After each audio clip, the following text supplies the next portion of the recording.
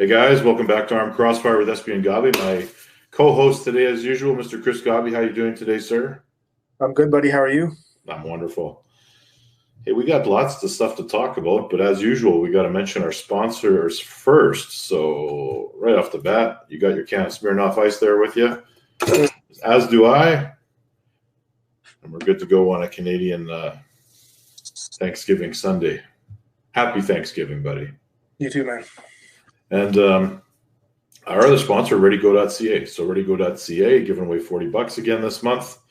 And I haven't checked out the entries lately on the website, but if you go to ReadyGo.ca, click on the About Us tab. They want your best saying on the image that they've provided, and they're going to make a T-shirt out of it. Your name will be on the shirt. You'll get the $40 coupon code to the store, and you're going to get 10% off for life from ReadyGo.ca. So thank you, ReadyGo.ca. We appreciate you.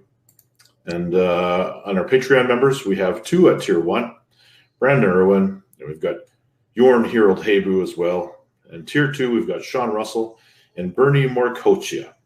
And Bernie sent us an email. He said, new Patreon member mentioned in episode 14 with Adam Wilmot.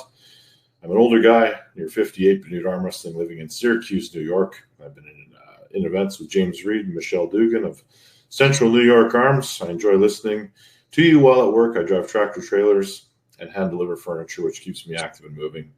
I've been in powerlifting meets and even 2 sanctioned strongman events. Even though I'm not very strong or skilled, I have found arm wrestling community to be very welcoming, friendly, and helpful with advice. I am still a beginner and have a great deal to learn. Hope to meet you someday. Keep up the great work. So thank you, Bernie, and thank you for signing up for our Patreon. And we appreciate you as well. Good times. And coming up, man, we got Cobra. So before we got Cobra coming on the show, anything you want to talk about? No, I'm pretty up to date. Good. What's been happening in the arm wrestling world out where you are? Abby Bench is working on his. He's got a 16-man above 200 and a 16-man below 200 pro event coming up in early January, I think, or mid-January. So he's ironing those details out. So That's an intriguing sounding event. Yeah, first place is I think 700 or 800, so it should be substantial, should be decent. So is that right and left, or what's going on with that? I think he's just doing right arm. Just right arm. Interesting.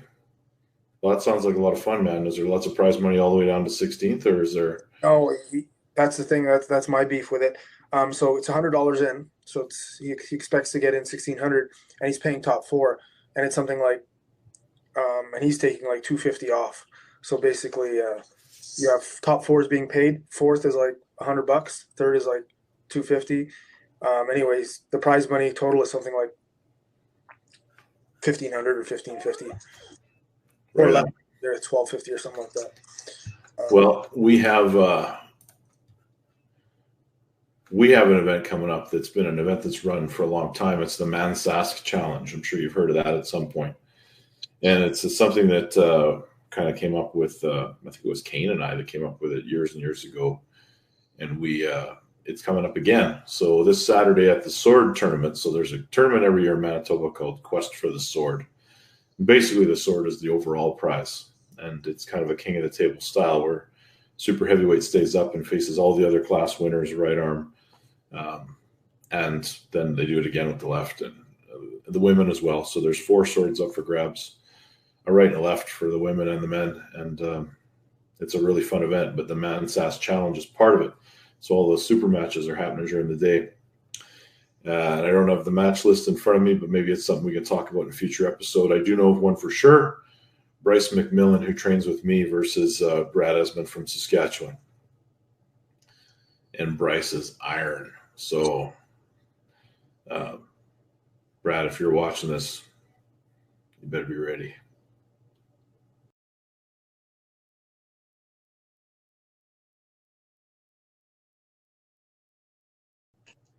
We are live. We are live. Mr. Cobra Rhodes, thank you for joining us on Crossfire. How are you doing today, sir? I'm blessed, brother. Thank you and Chris for having me on your show. We're honored to have you, man. Like, we tried to get a variety of people on here, all the way from the newer guys up and coming to the established champions, and today we have a bona fide legend. An old turd. So, what has been happening in your world, sir? What are you doing these days? What are the updates you can give us? And maybe even chat a little bit about the Moldova situation. Moldova situation is excellent. Great athletes we have over there. And in the future, we'll be doing another production in Moldova. Right now, things are just on hold. Myself, personally, I'm a lucky kid. All my kids and grandkids are healthy. All my friends are doing well. Of course, as you guys know, in our little arm wrestling world, it seems like we're losing guys every other week and girl. But that's just the circle of life, you know. Yeah, yeah, there is that, and it's a tough world. Mm-hmm. For the right I look reasons. at it like this, man. My worst day is better than a dirt nap. So I just keep humping, you know. So you're doing some stuff with, obviously you were involved in the Moldova production, which, I mean, I will express appreciation again for being involved in that, because it was one of the best experiences I've ever had. Is that crazy? I've said it in the past that if anyone ever gets asked to go over there, the answer needs to be yes. If anyone wants to be picked up on the tarmac, huh? yeah, with the sign and someone yelling Ryan Espy, but it was wonderful. Yeah. I appreciate the opportunity to go over there and compete. And but speaking of competing, I mean, do you have any plans of doing anything in active competition? No, myself, no. I might have one. I might try to train. I might have one match before I croak. One super match, maybe with the young stud. I put the boots to him at one of the wall shows. The legend killer, they're calling him now, Jamie Sheldon. So I might go and attack his hand next season with Wall, but that's, you know, Wall is like the UFC of this thing. So when they call, then you decide what you want to do. But I really haven't had any fire to compete, bro, in like a long time. It's just like when the opportunity is there, and they're like, oh, by the way, you can have this bread if you try really hard at the table. So yeah, I'll get on a plane and chalk up. But I don't. The fire's been gone for a long time. I just love the sport. I'm screwed because I love arm wrestling. So it's hard to escape it. So speaking of the World Arm Wrestling League, what do you think about what they're doing and the product they're putting out? I think any product is good product. You know, I'll let all the keyboard warriors give thumbs up or thumbs down. I think anything that's arm wrestling is a positive. You know, even, I mean, the only bad publicity is no publicity. But I mean, some things are hack. Yeah. Some things are hack. I mean, in all tournaments or whatever you want to call them, all leagues or all friggin' county fairs, the camera knows when a guy is lying. You know what I mean? So I think some of the, you know, I didn't come up in that world. I wanted to win, man. I didn't have time to rehearse some routine and act like I work for Vince McMahon, you know. That's just not. I'm on the slow motion tip. So, but I don't know. All the leagues are great. I'm happy for all. I mean, that's my honest opinion. I've seen some stuff and it's like, oh, that's hokey. That's really hokey. But who the hell am I to judge? I'm sure some stuff I did back in the early 80s, even 79. I was pretty cocky in 79 at my first shows, man. That was crazy, you know. So, I mean, I was real high on Sugar Ray Leonard. I'd be at the arm wrestling table doing the Sugar Ray Leonard shuffle while I had a guy's hand busted out, you know. But I mean, as a 14-year-old kid, I had 15, you know, I didn't care what this guy or that guy or anyone said. I was just doing what happened on that little table. Yeah. And so, I mean, but the camera knows when guys are lying, and maybe I don't know, maybe no one's told them that. Good. Camera knows when they're lying, guys. The difference back then is you had charismatic characters like yourself, but no promoter asked you to act because cameras weren't all over the place. But Yeah. I think a lot of promoters right now are asking people, arm wrestlers who aren't natural actors, to kind of be the version of themselves, and sometimes that comes off real cool. Sometimes, like you said, that comes off quite. Yeah. Yeah, and guys are always breaking that wall and talking into that thing, which I understand. I know what it's like to be pumped up at an event in any combat sport. You know, I get psyched at a polo chucker, man. So I understand the excitement of sport and art. Yeah, all that encompassing music. I mean, look what music does to people, the emotions that it takes us. So I get all that, but I think the founder and president of WAL, Steve Kaplan, solid dude. He said something very good once. I don't want you guys to be actors out here. I want you to be you, but be the biggest you that you possibly can.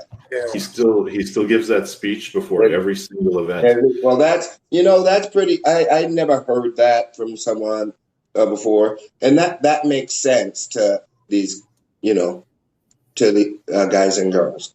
But maybe it's because some of us know these people personally, and just like, that's not, who the hell is that dude? Because just not, you know what I mean? Like, kid, if your grandfather was alive, he'd slap the shit out of you right now. You don't do that. You know what I mean? But it's just the way it is, Yeah. Trying to sell, 15 minutes, and you got the YouTube pimps and all these little things, people trying to get that grab of bread as well, because sucks, but it matters. It does matter. It matters, boy. It might be the thing that pushes arm wrestling and continues the momentum without TV alone as we go forward into the future. Well, yeah, I mean, it's funny. The work that we've done with trans. Well, let's say the work that we've been doing in Europe. That shows you, because I had a pretty solid production budget.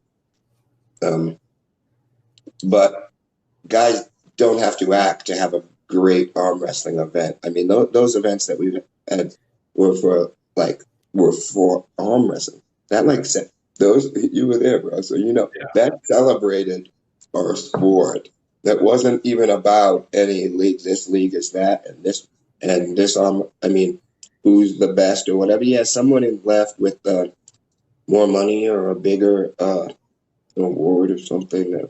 But still, the guy that went 0-2 at those shows, he was at a show that was for him, and that's, to me, that's the kind of stuff that I would like to dabble in. Not saying, I mean, you'll still see me at the county fair as well if my schedule allows.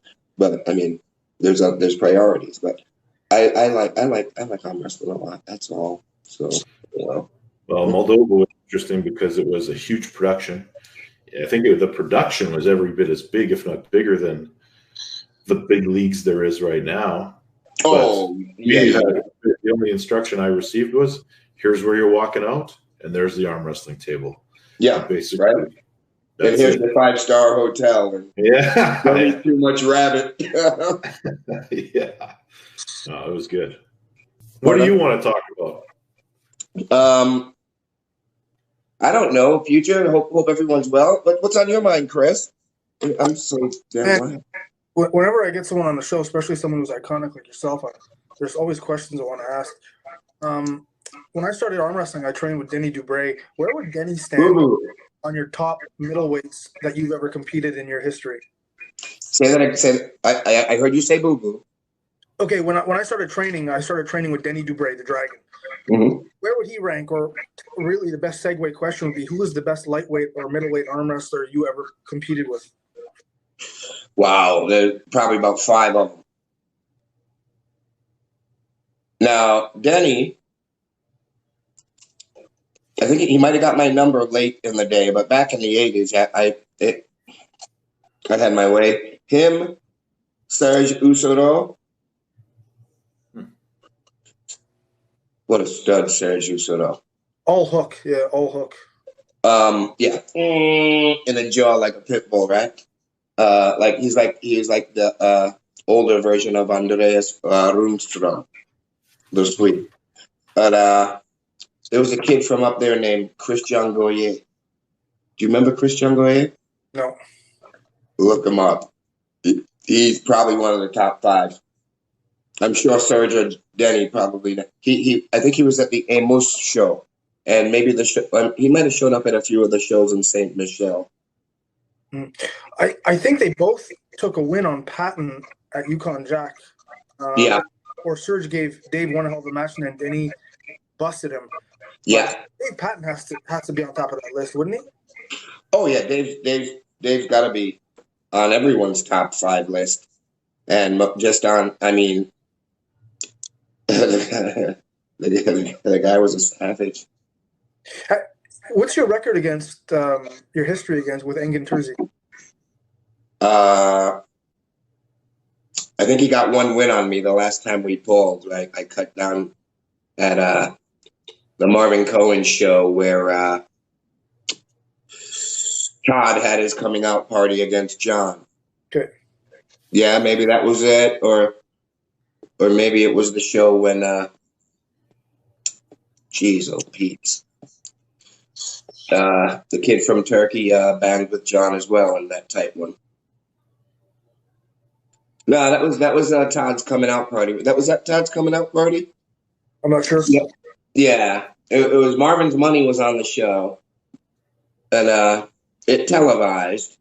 I've actually seen that match of Todd and John on Snakeface the last couple of months. It's been popping up. Maybe Lori Cole puts it on that. Yeah. OTT thing. Yeah. I know what you're talking about. Yeah, it was that show, and I think I'm going to win every match, but he did an outstanding job. I made a career out of not letting guys slip because I'm a smart ass. And so they're like trying to run away, and I'm like, nope, I'm staying right here. And then I'm not even worried about the pin. I'm just like going against their joint. Wherever they're going, I'm just being like a pain in the butt going, nope, or you know what I mean? Just to like beat them. Is that what we saw with Giannis? Pardon? Is that what we saw when you pulled Giannis in Chicago? No, that was my exploding hand technique. That's totally different. That's totally different. That's totally different thing. That's unkind. I'm usually not that guy. But no, I don't. I like to hang on to him, make him, don't run away. And that one match, Engin got away from me. He pulled hard. That's the hardest I ever seen him pull. That's the hardest. But Engin, the stud, he's got to be on that list, right? Wherever, right? He beats everyone up. But yeah, that's the only win he ever got on me. Then on the reset, when he ready to go, I think I was going, oh no, I was crying, and he whacked me. But before that, it's whatever. I don't know how many times I pulled him, but it didn't last. Yeah. What was your opinion when you saw Gabby beat Sarah as easily as she did? Savage. Fuck, I guess so. Savage. I mean, what do you say about that? Well, Sarah's just baby boxing back, but Sarah's no punk. You know what I mean? That girl ain't never been manhandled by a woman like that. You know what I mean? I don't know what kind of party she goes to, but she ain't been handled by a woman like that. So that's I guess that's exciting for both of them. But I don't even know the women's dynamic. Is Gabby the best woman in the world? With Irina being retired, Gabby would have to be considered like. Yeah, it doesn't matter. Even if she was. I mean, what are you talking about here? Pushkar, Brzezinski. It's at this level. So it does. She's that beast. She is that, and probably the gap between her and like everyone else is way wider than the gap between the top men. Yeah, I get it. Yeah, I get it. So it's going to be tough to find her a meaningful opponent. It's the way of Dot. Dot had a couple decades of that, right? Yeah. Yeah. But it was, I mean, the sport has grown. Dude, I watched the sport grow. I'm not mad. I knew it was hot. When I was 12, I knew it was hot. My first show was 14, but I was busting them up at, at 12 years old. You know what I mean? It's just not tournament. When I got to the tournament, I saw a table. I'm like, holy, whoa. Because it wasn't the thing they had on Petaluma, the Wide World of Sports, you know? It wasn't that round table. John and those guys snotting on it. It was a different table. One slip, you went into a hook, and I had no idea. Oh God, hooking. Whew. I didn't, I was always running away, so I could do my little shuffle. Big mad bastards, big men, grown men. They were mad, man. They were mad, but anywho, yeah. Have you ever been injured? I don't recall you ever being injured or anything significant. Yeah.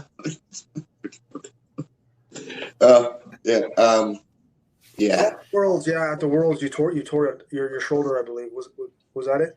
2010 Worlds? No, I broke 2 ribs. Ribs, that was it. I broke 2 ribs against the stud from Kazakhstan. First match. The boy was 18 years old. 18 years old. Interesting. And you still pulled after that, if I recall. Oh yeah. Yeah, I was at Worlds. What am I going to with my girlfriend. Well, but I mean, it wasn't about her. But I was trying to win that shit. But it wasn't. I mean, what did I expect? I mean, I hadn't trained in a. I used to pull, man. I used to pull. Boom, boom, boom. I was never the friggin' meathead. Look at me, dude. He used to piss on that. I was banging out some vodka. Trying to do that stuff. Staying at the table, and practice. But Sundays, I cook, put out spread. All the guys come. Then we arm wrestle, talk about life, share with each other. Arm wrestling's been really good to me. So, what are the high points? Like over the career, if you had to pick a few that are standouts. Probably stuff away from the table. Yeah? Yeah, breakthroughs, talking with people, sharing with people.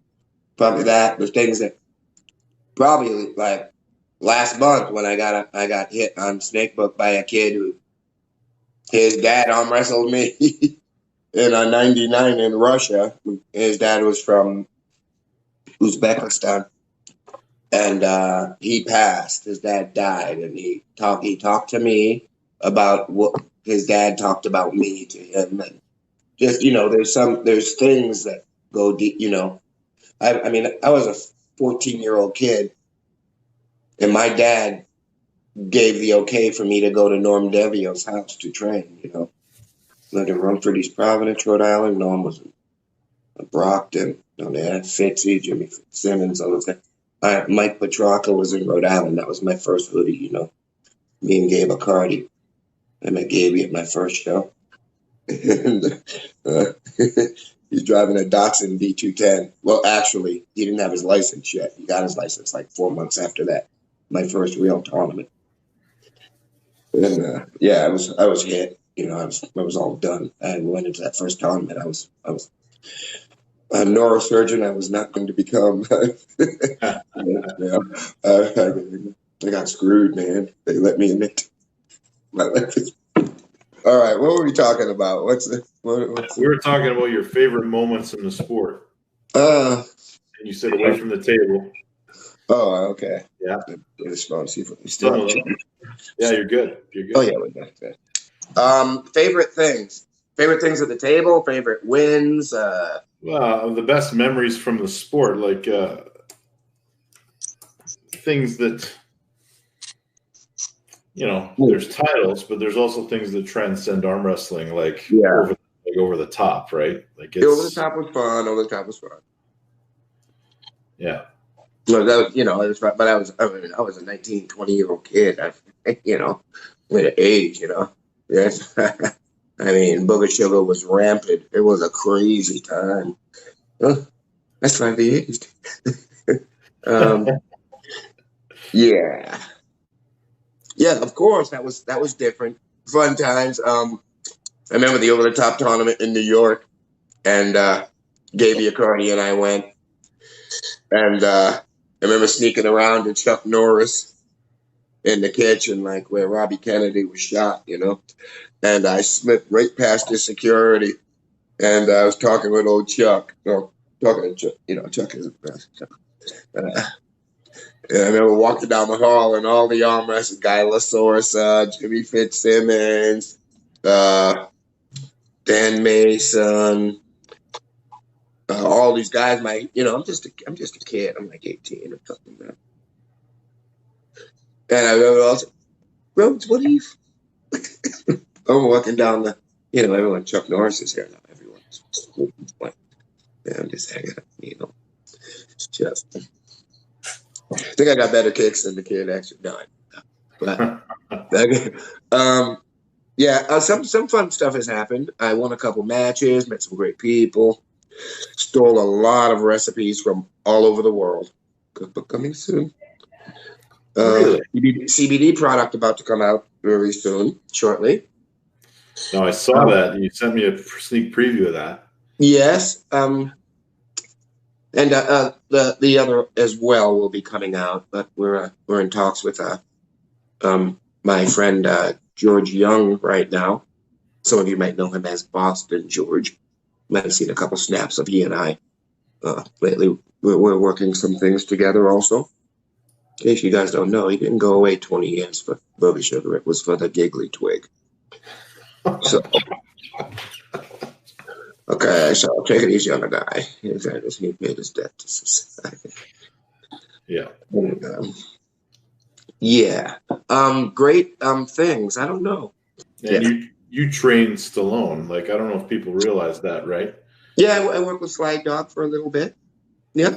Like Dave Patton did, John Brzezinski did, but Marvin stuck me in there a little deeper, Marvin got me my Screen Actors Guild card with that. I think one of my lines might slip through in the film, like, keep your hands off the referee. Yeah, I know it does because my kids bust my nuts about it. But that's all you got that. But actually, I had a page of dialogue. I just didn't, what the editing room can do. I mean, if they had that other half page of dialogue, I could. Who knows what could have happened? But I missed it. I mean, we just saw Michael Todd on a major TV production. Yes, yeah.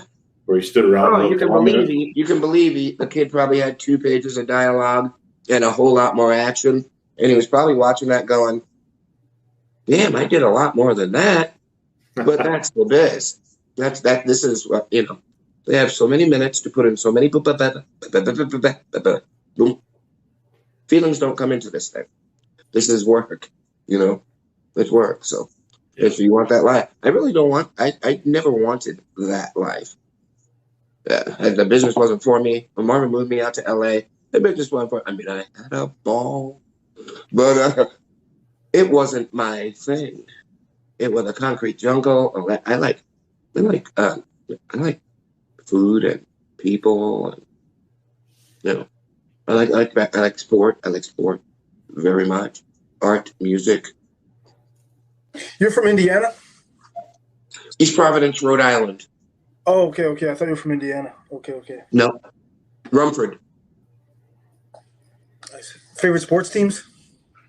New England Patriots, Boston Bruins. Good man. Yeah. Boston Red Sox. When I was a kid, I caddied for Jim Rice. Wow. I had wine and cheese with Bobby Orr. Really, Bobby Orr? Number 7. Yeah, greatest player of all time. I really believe so. And it's like the league forgot him. Well, his career was shortened due to his knee injury, but sure. We're talking a defenseman that led the league in goals and scoring. From the blue line.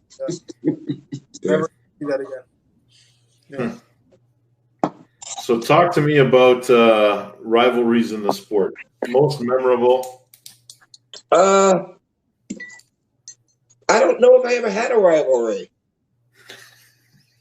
I really don't. I wanted to beat everyone. Yeah, there was no rivalry with anyone. Never. I thought I should have won everything. I thought I should have won everything every time. Can't bring your feelings into the sport. I brought my feelings in a lot of them. But I mean, everybody's got a story. We're gonna have a good time today, so I won't. I met a lot of people in this game. I met a lot of people in life.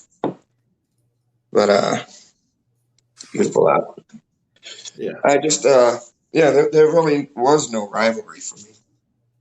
Well, even to the point where, I mean, when I say rivalry, I mean not necessarily animosity, but somebody that was close to you in skill level that you had a lot of different battles with. Like what comes to mind for me is I remember watching you and Alan Fisher have some serious wars. Probably the first time I saw you full in person. Yeah, well, Fishface and I, we really didn't pull a whole lot. We've known each other, we've seen each other. We didn't. There was a time, there was some weight classes that it was easier for me to. I felt this was what was in my mind, and this was what was in the people around me. At some of these times, their mind was that, you know what, dude, you're winning overalls at all these shows, yet you're going to some shows and there's one guy you can't seem to beat them or the referees or something. So why don't you just go up and pull a class up at the big show? I did that a few times. I was like, oh shit, I didn't even warm up. This is easier to win the 200s than to fight an entire world. So I did that. I don't know. My rivalries were me. My rivalries were the refs. My rivalries were, I don't know. I never did a set. You know what I mean? I don't. It's arm wrestling, so I like to bang. I like to out arm wrestle people. I know I wasn't the strongest one. That was a shot curse.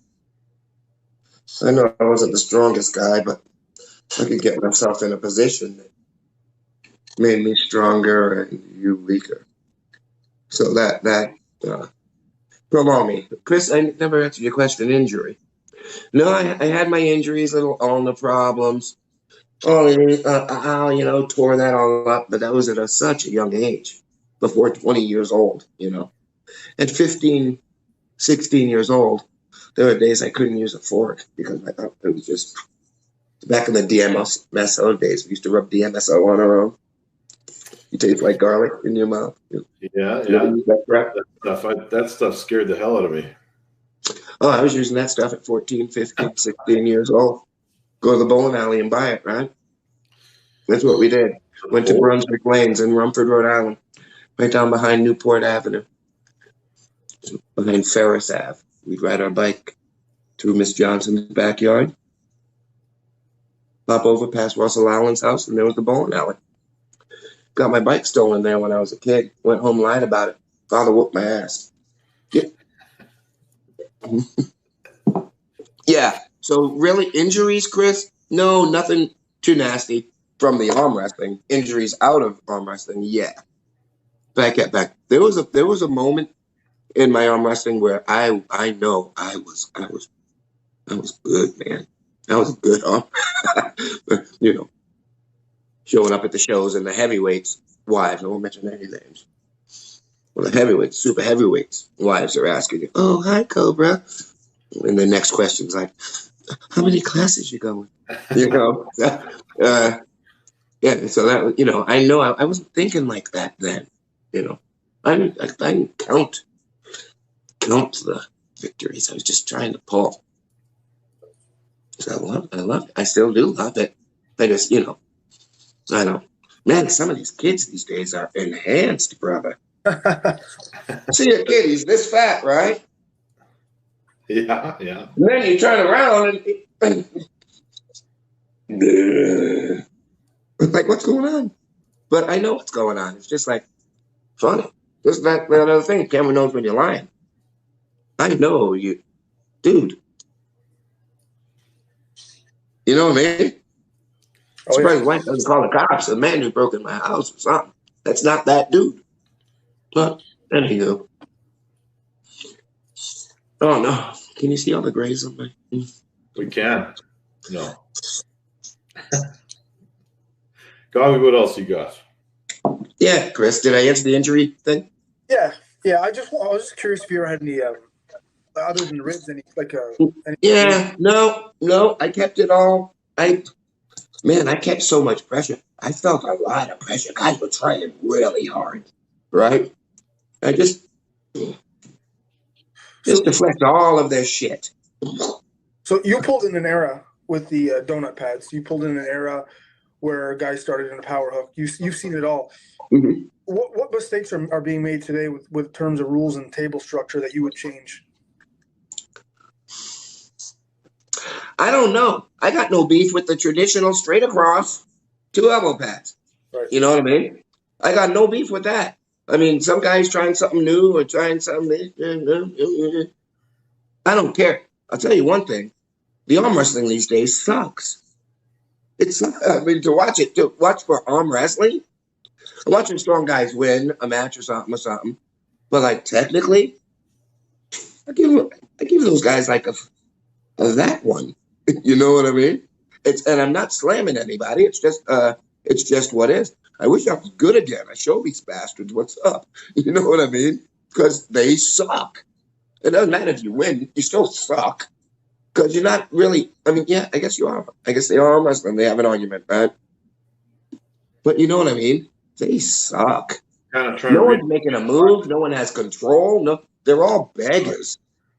Yeah. They're all begging. They're all begging for the pin. Listen, kid, when I pinned a guy, you know what I'm saying? Yeah. Yeah. You pinned him. You got it done. And I knew a long time ago, you can't pin someone until you can. Yeah. I always it ain't gonna happen. I always tell a lot of guys that you got to be more patient at the table, and you were a great example of that. Not rushing the pin, but waiting till you got, bleeding your opponent, waiting till you had the best position. You can't pin a guy until you can. Right, but sometimes you see people. One of the biggest mistakes I find is someone getting a decent move and trying to rush the pin and giving up position while doing it when they don't pin. They can't even hold on. They can't hold on. These guys, they get into a position, right? Boom.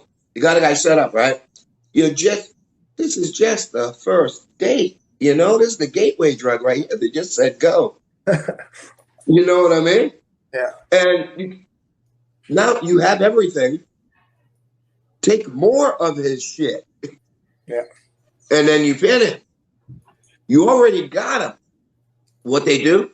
They make a big growl and yell at the crowd and go, and they slip and they go boom, boom, boom. They bang on the table like they're gonna do something, and they go, ugh. The guy lays his shoulder on him, and the guy gets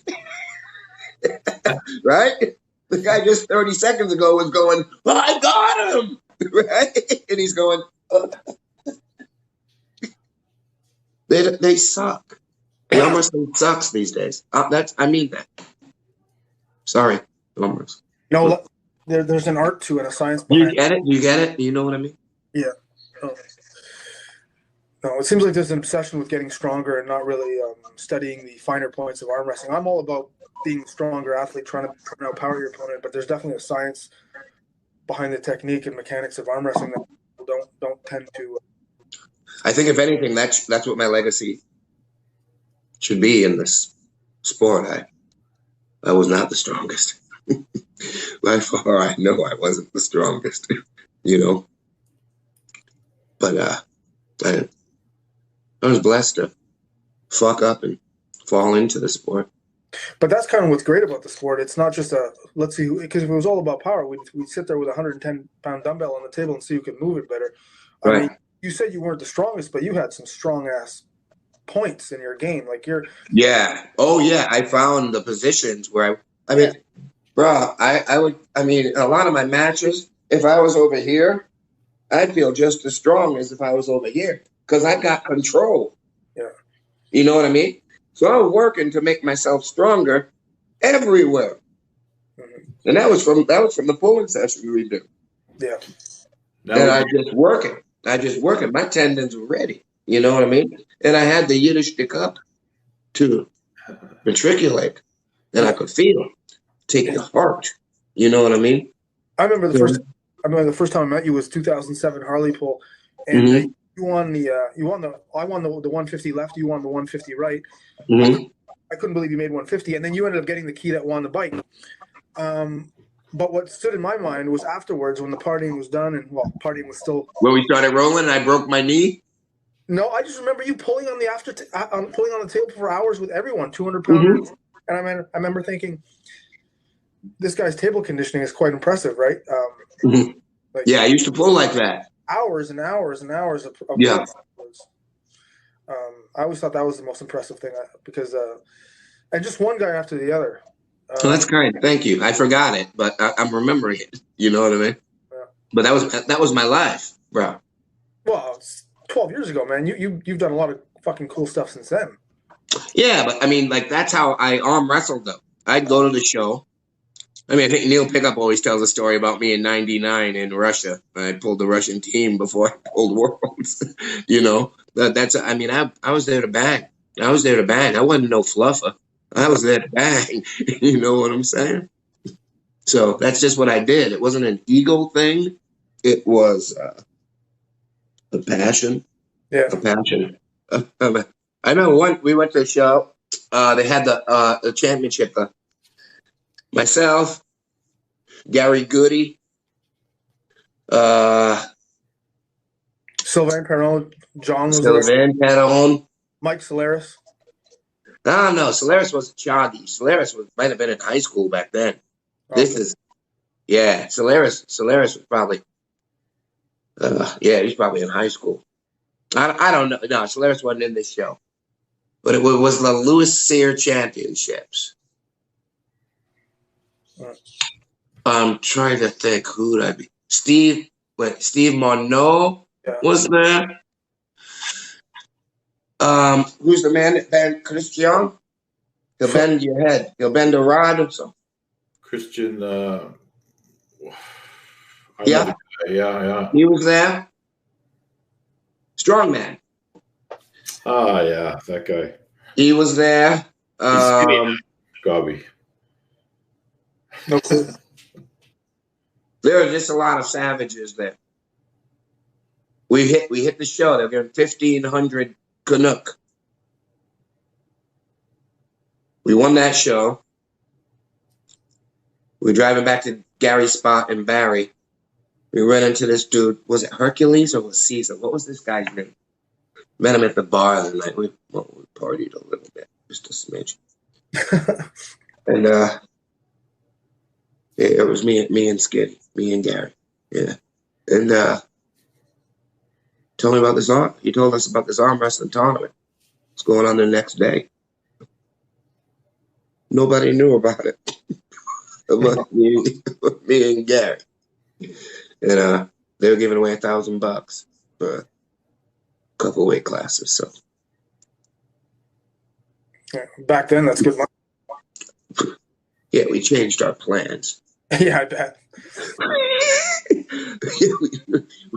we claimed, and we went like that because about 50 arm wrestlers. We drove 20. We drove 20 kilometers to the other joint in the morning. Had to collect that bread real quick. The table was like might as well have been a picnic table. It was tall. You know what I mean? It was pretty bad, but we helped them through the tournament. We helped them give us the cash.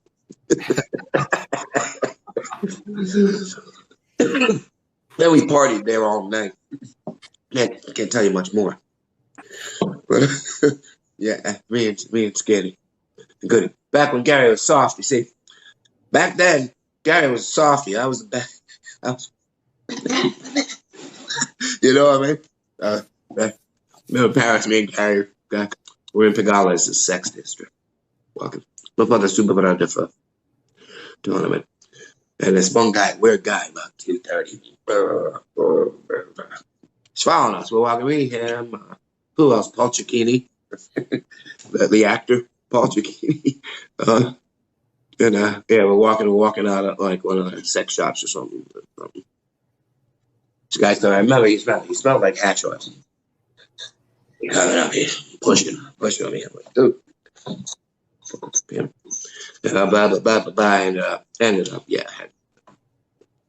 like that. Gary's like, oh my god. Shut up. Yeah. So I used to be the bad. I used to have some hands, boy. Throw them kicks at your ass. Like, you know, I'm old now. A couple of weeks ago, someone asked us who we thought was the best Canadian arm wrestler of all time, and we both came up with Dave Hicks. And then I think a day or two later, I was talking to Eric Rousseau, and he met Gary, and I said, fuck it, we totally forgot about how Gary has to be the best Canadian arm wrestler of all time. Well, Gary was a fucking widow maker. You know what I mean? Gary fucking make guys want to quit arm wrestling. You know what I'm saying? Because he was very, very, very powerful. And when he catch a sweet spot, it would suck for guys because the pad was coming, and they couldn't. I'd watch guys when they were pulling Gary, and I watched them fucking, you know, bad guys always thought they had a chance with me. You know what I mean? No respect. You know. Yeah, he was a bad I don't dude. know if I would. Yeah, Gary was a bad dude, but I mean, he spent a relatively short amount of time arm wrestling, did he not, compared to his fight career? Yeah, compared to when he started banging, yeah. But yeah. I mean, Brad, you know, when they're walking in the door, when they're offering you $87,000, what the fuck? Yeah, where's my mouthpiece? You know what I mean? Yeah. That change your fucking way of thinking immediately. That's what happened to Gary. You know, I prayed for Gary. Gary's 15%. Yeah. Remember Gary took a lot of blows in K1. Yeah. Gary took a lot of headshots in K1. And Pride. Pride didn't do the damage that K1 did. Yeah. You understand what I'm saying? Yeah. We got the best strikers in the world. Yeah, and Gary did very well over there for a while, did he not? Gary's too tough for his own fucking good. Yeah. Yeah. Are you still in touch with him? Do you still talk to him? Absolutely. Nice. My brother. Absolutely. But yeah, Gary's too fucking tough for his own fucking good. So we gotta live our lives and You want to help us do some Q&A, Cobra? Sure.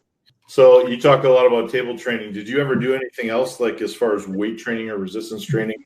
Yeah, I had pistons that I do holds with. I do different holds. Do different holds and play with shit. I'd be moving around, you know, playing with shit. Pulling with my own weight. Holding my piston, you know, extended here. Hand it to a cat like Marcio Barboza, tell him to stick his arm out. And, you know, they can't hold it. I'm not strong. I'm strong. Like where I'm moving, everywhere that I'm at, if I got a hold of you, I'm strong. So that's what I wanted to be. I want to be strong. Yeah. And God, I love that giggly twig. Strong at every wherever I'm at. So that I wanted to be unrelenting to my. When your opponent's got a piece of you're not giving them any rest. They make a mistake, they make a move, you capitalize, you make them fucking pay for that shit. That's what. So that's what I wanted to do. I wanted to be able to make pain a friend of mine, so that it wasn't a problem for me. Make pain make me want to be everything I never thought I could be. Pain, like our lives, you know. But I mean, pain's a great friend of mine. So yeah, that's it. But I fucking arm wrestle. I fell in love with the shit. I fell in love with the shit. I got fucked. So we do got a couple of questions. We'll ask a couple on here, and some of these questions the guys have asked, we're going to hold off till another show. What, are guys watching us now? No, not right now. But they sent in some questions for Gabi and I, but they're kind of specific, so we can. we'll answer the general ones. So this was fun. This was fun, guys. Thanks. Yeah, it was good. The first one is. I'll come back if you guys will have me. I'll come back and talk about some stuff. Yeah. But like some guys came to me and they're like, Cobra, you need to get your own podcast. Like, man, I don't want.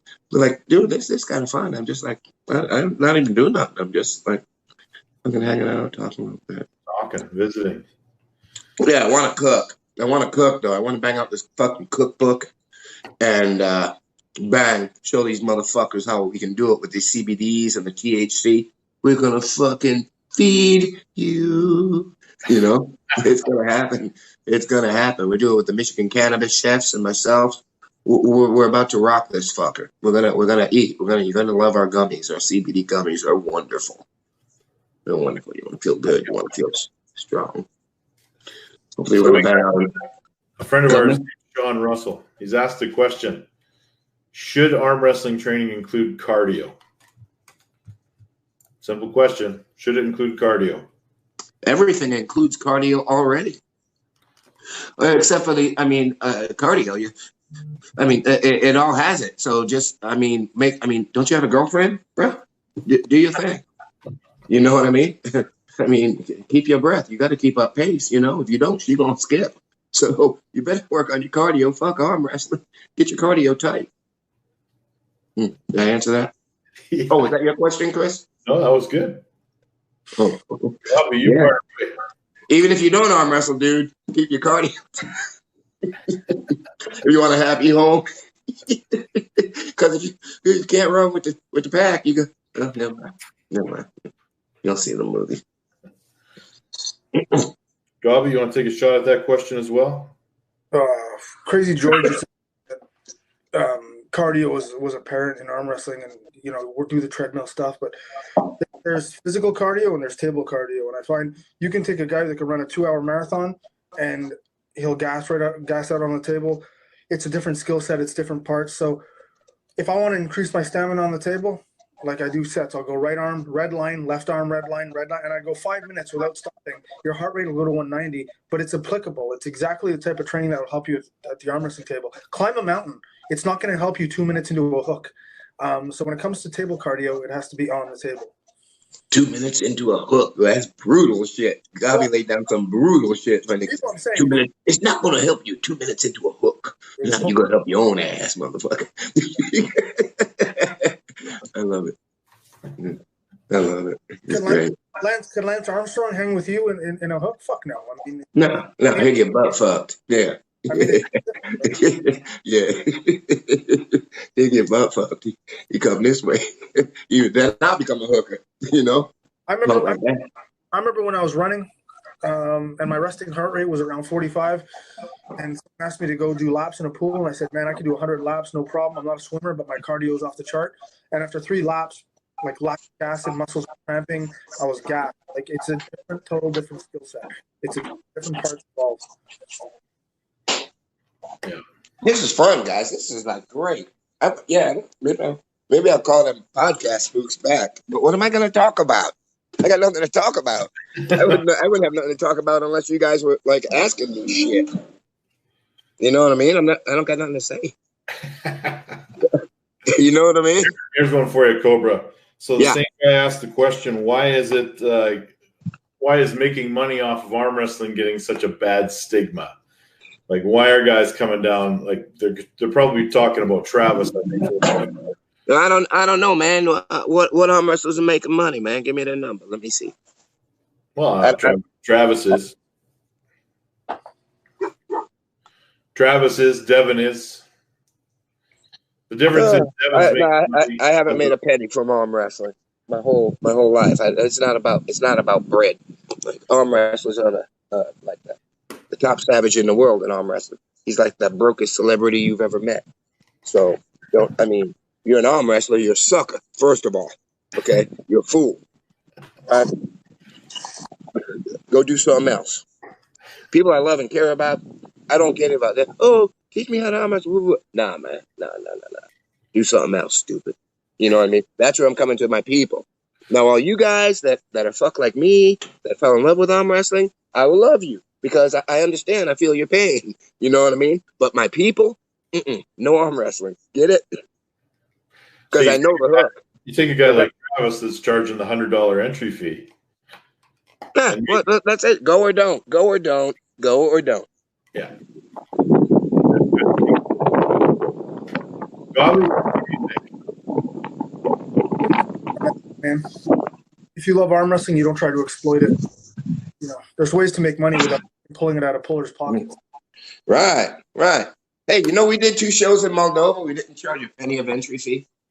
that's true. Yeah. What do we have? What do we have the first one in September? We have 400 something arms.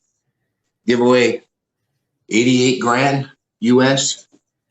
88 grand the first show, another 75 the second show. No entry fee taken. Pullers 60% of the pullers taken care of. Everything. All right, here's the deal, Cobra. I'm having a tournament, the best 176ers on the planet. I have 20 of them coming. First place is 5,000, and I'm charging each arm wrestler 2,500 to compete. Is that a good deal or is that not a good deal? That's a fucking joke, is what that is. If I'm the best arm wrestler, I'm like, hug my nut, dude. If I'm in the top 5, I'm like, hug my nut. Pay me $5 for getting on a plane. We'll start there. That's what Travis is doing, right? Your entry fee, if you win, is doubled. You can double your entry fee with anywhere from 10 to 12 guys in the class. That's bad. I don't know all the numbers on it, how it's bending, who's getting fucked, and who is fucking. But you heard my answer. Give me $5 grand, I'll get on the bird, and then we'll talk about the rest. Before I get on the bird, you're gonna know everything else, and I'm gonna be satisfied to get on the bird if I'm the top. If I'm the top pimp. Otherwise, because now y'all talk about money, right? When I was making my bones, when there was 8 of us in a car or whatever, driving, you know what I mean? Driving to go arm wrestle. It wasn't, it's different worlds, man. I remember I was born in 65, pimping, So it's, I'm trying to just be me. I don't want to get caught up in the keyboard warrior stuff, but I'd tell them to hug my nut. For that kind of paper, because first of all, I'm paying 25 grand entry fee. 25. How about this, man? How about this? You know what I mean? That's what I'd be like. How about this? Get a taste. Well, there you go. Right on. All right, buddy. We've been going for an hour. Awesome. This was fun. Anytime, guys. It was. If my schedule allows. Yeah. You got anything you want to mention or plug before you go? Everyone be kind. Be kind to the people that you care about. Be kind to the people that you don't care about. I don't know what your thing is, what your hang up is, or what your goodness is, or your religion, or your fucking problem. I have fucking problems. So just be you, be the good person you think you can be. If you're a badass, go ahead, be a badass, motherfucker. I'll see you on CNN. If you're that guy, if fucking that's really what you are. Be that fucking meathead. But just everyone be kind and enjoy life. Understand it's a gift. You pray if you religion's all that. If you pray for good things. Pray for people, animals, and trees, and good smoke. And, pray for those that don't have as much as you. Maybe pray for those that have more than you.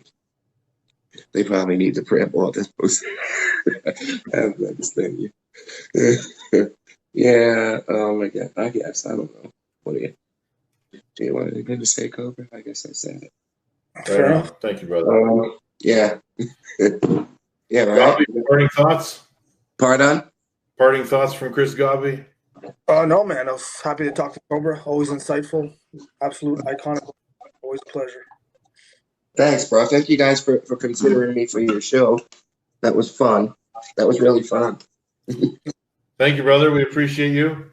No, I think the fun thing is that I had the house cleared for an hour of fucking peace. But I didn't get to take a nap. I ended up talking to you, fucking guy. But it was cool. Like not one kid asked, "Daddy, I want a snack," or no shit like that, you know. But I don't mind feeding them. I love feeding, cooking.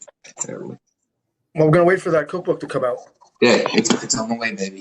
It's on the way. Within 12 months, you'll see it. I think I got about 3 years to live, Chris. So you'll see it within 12 months. Make those years good.